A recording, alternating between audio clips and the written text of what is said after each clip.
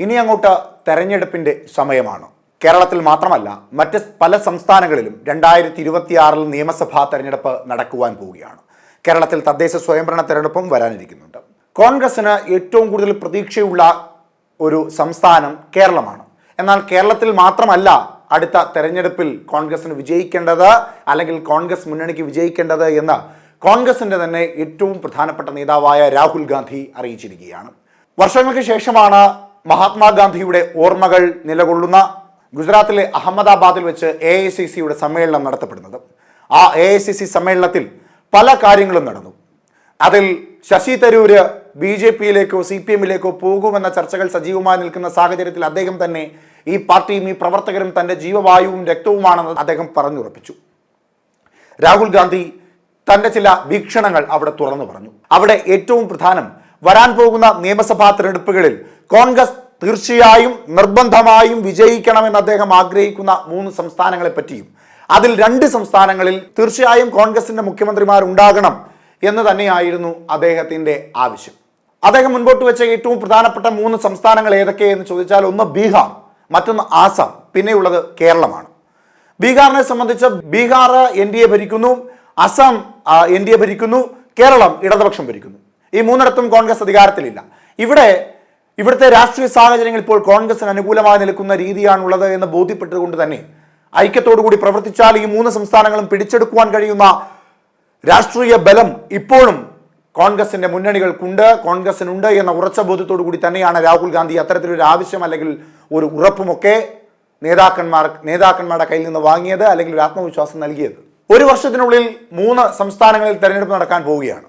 അതിൽ ബീഹാറിനെ പറ്റി പറയുമ്പോൾ ബീഹാറിൽ JDUവിന്റെ പിന്തുണയോടുകൂടിയാണ് ഇപ്പോൾ NDA സഖ്യം അധികാരത്തിലിരിക്കുന്നത്.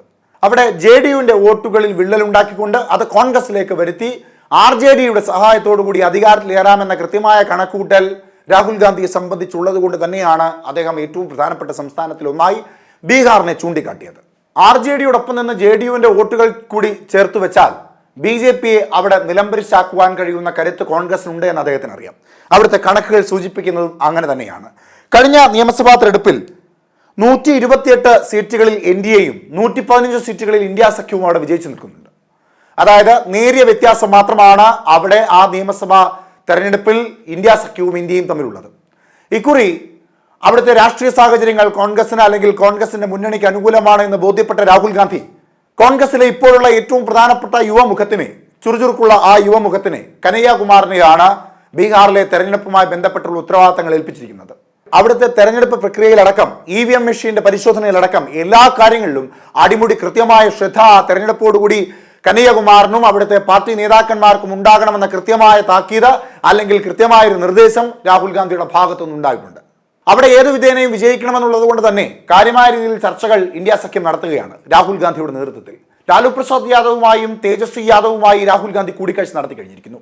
ഇപ്പോൾ ബീഹാറിലുള്ള ഭരണവിരുദ്ധ വികാരത്തെയും അവിടെ ഇന്ത്യ സഖ്യത്തിന് ജനങ്ങൾക്ക് നൽകുവാൻ കഴിയുന്ന വാഗ്ദാനങ്ങളെയും അവരുടെ പ്രകടന പത്രികയും ഒക്കെ തയ്യാറാക്കുന്ന തരത്തിലുള്ള ചർച്ചകൾ കൂടി ഇനി നടക്കേണ്ടതായിട്ടുണ്ട്. എന്തായാലും 1 വർഷത്തിന് മുമ്പേ തന്നെ 3 സംസ്ഥാനങ്ങളിലും കൃത്യമായ രീതിയിലുള്ള കരുനീക്കങ്ങൾ നടത്തുവാനുള്ള തയ്യാറെടുപ്പിൽ തന്നെയാണ് കോൺഗ്രസും രാഹുൽ ഗാന്ധിയും ഇന്ത്യ മുന്നണിയും ഒക്കെ തന്നെയുള്ളത്. ഇനി മറ്റൊരു പ്രധാനപ്പെട്ട സംസ്ഥാനം അസമാണ്.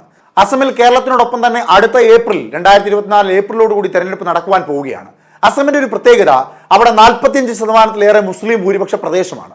ആ 45%-ലേറെ മുസ്ലിം വോട്ടർമാരുള്ള സംസ്ഥാനത്ത് ആ മുസ്ലിം വോട്ടർമാരെ ഏതൊക്കെ തരത്തിൽ ബുദ്ധിമുട്ടിക്കാമോ അത്തരത്തിലെല്ലാം ബുദ്ധിമുട്ടിച്ചുകൊണ്ടാണ് BJP അവിടെ സർക്കാരിനെ മുൻപോട്ട് കൊണ്ടുപോകുന്നത് എന്നാണ് രാഹുൽ ഗാന്ധി പറയുന്നത്. എന്നിട്ടും എന്തുകൊണ്ടാണ് അവിടെ ഇന്ത്യ സഖ്യത്തിന് ഒരു മുന്നേറ്റം ഉണ്ടാക്കുവാൻ സാധിക്കാത്തത്? ഈ തെരഞ്ഞെടുപ്പിൽ അത്തരത്തിൽ മുന്നേറ്റം ഉണ്ടാക്കാൻ സാധിക്കണം. 40-45%-ലേറെ ന്യൂനപക്ഷ വോട്ടുകളുള്ള അസമിനെ സംബന്ധിച്ച് അവിടെ വിഘടിച്ചു കിടക്കുന്ന ന്യൂനപക്ഷ വോട്ടുകളെ ഏകീകരിപ്പിച്ചുകൊണ്ട് മുസ്ലിം മറ്റ് ന്യൂനപക്ഷ സമുദായങ്ങളെ എല്ലാം ചേർത്ത് നിർത്തിക്കൊണ്ട് ഒരു വലിയ തിരിച്ചറിവ് അസമിൽ ഇന്ത്യ സഖ്യത്തിന് നടത്തുവാൻ സാധിക്കും. നിയമസഭയ്ക്കുള്ളിൽ ഇപ്പോൾ മുസ്ലിം സമുദായത്തിൽപ്പെട്ട MLA-മാരെ വെള്ളിയാഴ്ച ദിവസങ്ങളിൽ നിസ്കാരത്തിന് പോലും വിടാത്ത രാഷ്ട്രീയ അനീതിയാണ് അവിടെ സർക്കാർ നടത്തിക്കൊണ്ടിരിക്കുന്നത് എന്ന് രാഹുൽ ഗാന്ധി പറയുന്നു. അവിടുത്തെ മുഖ്യമന്ത്രി ഹിമന്ത് വിശ്വ ശർമ്മയ്ക്കെതിരെ അത്തരത്തിൽ രൂക്ഷമായ ഒരു ആരോപണവും നിലനിൽക്കുന്ന സാഹചര്യത്തിൽ 45%-ലേറെ ന്യൂനപക്ഷങ്ങളുള്ള ആസാമിൽ അത്തരത്തിൽ വലിയ വിഘടനങ്ങളുള്ളപ്പോൾ, അത്തരത്തിൽ വലിയ ചേരിതിരിവുകളുള്ളപ്പോൾ, അത്തരത്തിൽ വലിയ വിവേചനങ്ങളുള്ളപ്പോൾ എന്തുകൊണ്ട് അവിടെ കൃത്യമായി ആ വിഷയങ്ങൾ എടുത്തുന്നയിച്ചുകൊണ്ട് ഇന്ത്യ സഖ്യത്തിന് അധികാരത്തിലേറാൻ കഴിയുന്നില്ല എന്ന ഒരു ചോദ്യം കൂടി രാഹുൽ ഗാന്ധി ഉയർത്തുകയാണ്. അതുകൊണ്ട് തന്നെ കോൺഗ്രസിനെ അവിടെ ശക്തിപ്പെടുത്തുവാൻ വേണ്ടി അസമിലെ PCC അധ്യക്ഷനായി 40 വയസ്സുകാരനായ ഒരു ചെറുപ്പക്കാരനെ അവിടുത്തെ PCC അധ്യക്ഷ സ്ഥാനത്തേക്ക് രാഹുൽ ഗാന്ധി കൊണ്ടുവന്നിരിക്കുന്നു. അത് മറ്റാരുമല്ല, ഗൗരവ് ഗൊഗോയിയാണ്. ഗൗരവ് ഗൊഗോയിയുടെ നേതൃത്വത്തിൽ അവിടെ ശക്തമായ രീതിയിൽ ഭരണവിരുദ്ധ വികാരത്തെ അലയടിപ്പിച്ചുകൊണ്ട് ജനവികാരങ്ങളെ ഏകോപിപ്പിച്ചുകൊണ്ട് മുൻപോട്ട് പോകാമെന്ന തീരുമാനമാണ് രാഹുൽ ഗാന്ധി എടുത്തിരിക്കുന്നത്. മറ്റൊരു പ്രധാനപ്പെട്ട സംസ്ഥാനം കേരളമാണ്. കേരളത്തിനെ സംബന്ധിച്ച് BJP ചെറിയ കടന്നുകയറ്റം ഉണ്ടാക്കുന്നുണ്ടെങ്കിൽ പോലും BJPക്കെതിരായ ഒരു വികാരം കേരളത്തിലുണ്ട് ഇപ്പോഴും എന്ന ബോധ്യം കോൺഗ്രസിനെ സംബന്ധിച്ചുണ്ട്.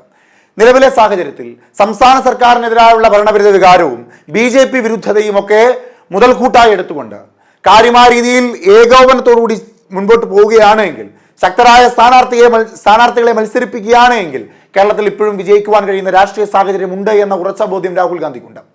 അതായത് 2019 നടന്ന ലോക്സഭാ തെരഞ്ഞെടുപ്പിൽ 19 ലോക്സഭാ മണ്ഡലങ്ങളിൽ വിജയിച്ചു വന്ന കോൺഗ്രസിന് 2021 നിയമസഭാ തെരഞ്ഞെടുപ്പിൽ വലിയ പരാജയത്തിലേക്ക് കൂപ്പുത്തേണ്ടി വന്നു.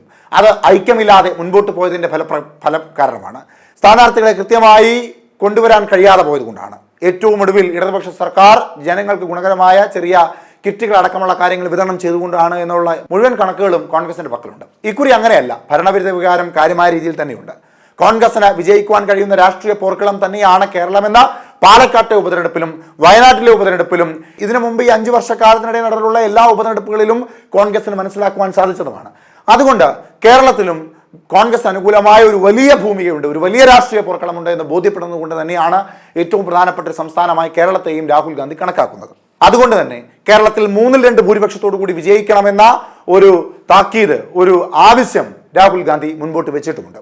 എന്നാൽ 2024 ലോക്സഭാ തെരഞ്ഞെടുപ്പിൽ വലിയ മുന്നേറ്റം കാഴ്ചവെച്ച ഇന്ത്യ സഖ്യത്തിന് പ്രതിപക്ഷ നിരയില്ലാതിരുന്ന പാർലമെന്റിൽ പ്രതിപക്ഷ നേതാവായി രാഹുൽ ഗാന്ധിയെ കൊണ്ടുവന്ന ആ തെരഞ്ഞെടുപ്പിന് ശേഷവും ചില സംസ്ഥാനങ്ങൾ നടന്ന നിയമസഭാ തെരഞ്ഞെടുപ്പിൽ, ഹരിയാന അടക്കമുള്ള സംസ്ഥാനങ്ങളിൽ നടന്ന നിയമസഭാ തെരഞ്ഞെടുപ്പിൽ വലിയ പരാജയത്തിലേക്ക് കോൺഗ്രസ് കൂപ്പുകുത്തുകയും ചെയ്തു.